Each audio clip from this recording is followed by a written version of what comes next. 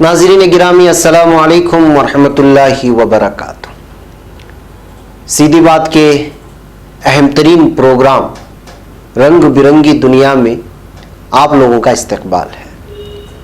नाज़रीन, मैं अंसार अजीज़ नदवी आज आप लोगों के सामने तीन ऐसी अहम तरीन ख़बरें बयान करूँगा जो अपने अचंभे की वजह से सुर्खियाँ बनाई और गुज़िश्ता माह कुछ दिनों के फ़र्क के साथ ये ख़बरें शाये हुई, बहुत सारे मीडिया में भी, पड़ोसी ममालिक के मीडिया में भी, वगैरह वगैरह। सबसे पहले मैं आज आप लोगों को एक ख़बर सुनाऊंगा तुर्की की, वो जो बहुत ज़्यादा सुर्खियों में रही अपने अचंभे की वजह से। वालिदैन की बच्चों से मोहब्बत एक कुदरती अम्र है, ताहम आजकल बाप की बेटी से मोहब्बत की मिसाली और मुतासिर कुन कहानी तुर्क मीडिया में नुमायां जगह बना रही है। बच्ची के वालिद ने भारी कर्ज लेकर 6 दिनों में खुद 4 किलोमीटर तवील पहाड़ी सड़क तामीर की ताकि उसकी कमसिन बेटी स्कूल जा सके।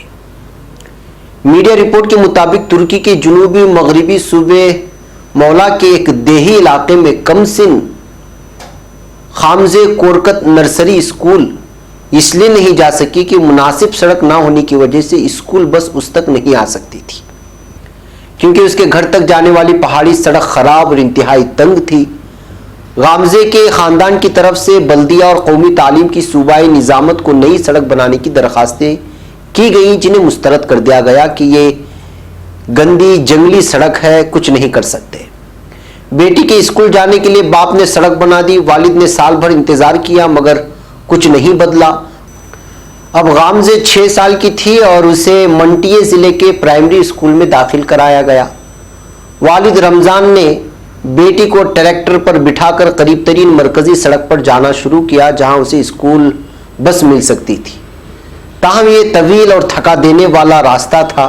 सड़क की बदहाली की वजह से बेटी की तालीम मुतासिर होते देखकर उन्होंने खुद कुछ करने का फैसला किया।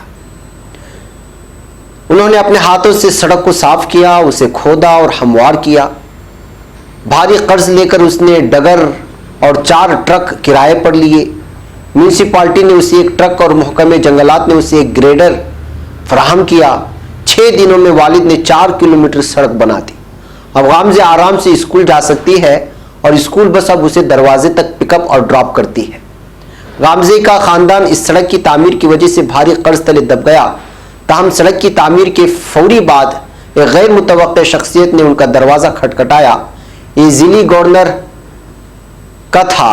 उन्होंने गामजे के खानदान को खुशखबरी दी कि उनका सारा कर्ज माफ़ कर दिया गया है, वहाँ के गवर्नर के हुक्म की वजह से। तो नाज़रीन, ये थी एक बाप की अपनी बेटी की पढ़ाई को लेकर के फिक्रमंदी और उसको भेजने के लिए सारे रास्ते हमवार करना। और बाप ने जब इरादा कर लिया कि बेटी को स्कूल भेजना ही है और उसको उस मुश्किलात में भी नहीं डालना है जिन मुश्किलात से वो स्कूल ना जा सके, रास्ता बनाया, कर्जा लिया, लेकिन बाद में वो उसकी मेहनत रंग लाई, कर्जा भी माफ़ हुआ और बेटी भी स्कूल जाने के लिए सारे के सारे रास्ते हमवार हुए। ये खबर बहुत ज़्यादा तुर्की में जो है सुर्खियाँ बनाई। नाज़रीन, अब हम एक बात करते हैं भिकारन की, जिसके बैंक अकाउंट में 1.25 अरब लबनानी पाउंड मिले थे। ये भी गुज़िश्ता महीने की ही खबर है। लबनान में एक भिकारन के बैंक अकाउंट में 1.25 अरब लबनानी पाउंड की मौजूदगी का इंकिशाफ हुआ। वफा मोहम्मद नामी अरबपति भिकारन की माली हैसियत के बारे में उस वक्त इंकिशाफ हुआ जब वो अपनी जमा पूंजी दूसरे बैंक में मुंतकिल कराने के लिए लबनान के मशहूर जमाल ट्रस्ट बैंक में गई, जिसे अस्करी तंजीम हिजबुल्लाह से राब्ते के इल्ज़ाम में अमरीकी पाबंदियों का सामना है। मज़ीद तहकीकात पर मालूम हुआ कि भिकारन 1.25 अरब लबनानी पाउंड के मालिक है, जो कि हिंदुस्तानी अमाउंट के मुताबिक अगर अंदाज़ा लगाया जाए तो 7-7.5 करोड़ रुपए के करीब बनते हैं। सोशल मीडिया पर वफा के नाम के करोड़ों पाउंड्स के 2 चेक भी वायरल हो रहे हैं। मकामी मीडिया के मुताबिक खातून के कस्बे के मारूफ अस्पताल के बाहर 10 साल से भीख मांग रही है और मकामी अफराद ने उसका चेहरा जाना पहचाना है। ताहम बहुत से लोगों को अब तक इल्म नहीं था कि वो जिसे भीख दे रहे हैं وہ ان سے بھی زیادہ دولت کے مالک ہے اور ان کی سخاوت نے ایک بھکارن کو کروڑپتی بنا دیا ہے۔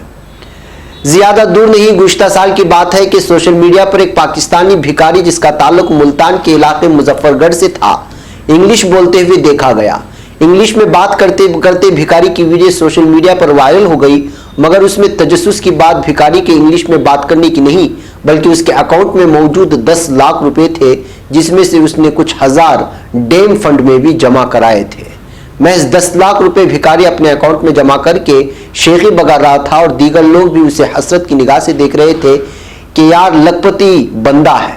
اگر ہم آپ کو بتائیں کہ یہاں ایسی بھکارن بھی دنیا میں موجود ہے جو لاکھ یا کروڑ پتی نہیں بلکہ ارب پتی ہے، تو آپ یقیناً یہ بات سن کر کے حیرت میں پڑ جائیں گے، اور وہ ہے لبنان کی یہ بھکارن۔ بہرکیف ناظرین، اب آئیے ہم بات کرتے ہیں ایک اور حیرت میں ڈالنے والی خبر کی جانب۔ بینکاک کا نام آپ نے سنا ہوگا، تھائی لینڈ کا ہے، یہ تھائی لینڈ کا مرکزی شہر ہے۔ تھائی لینڈ کے جج نے بھری عدالت میں قتل کے مقدمے کا فیصلہ سنانے کے بعد خود کو گولی مار لی، اور یہ خبر بہت زیادہ وائرل بھی ہوئی، اور یہ بھی 6 اکتوبر 2019 کی خبر ہے۔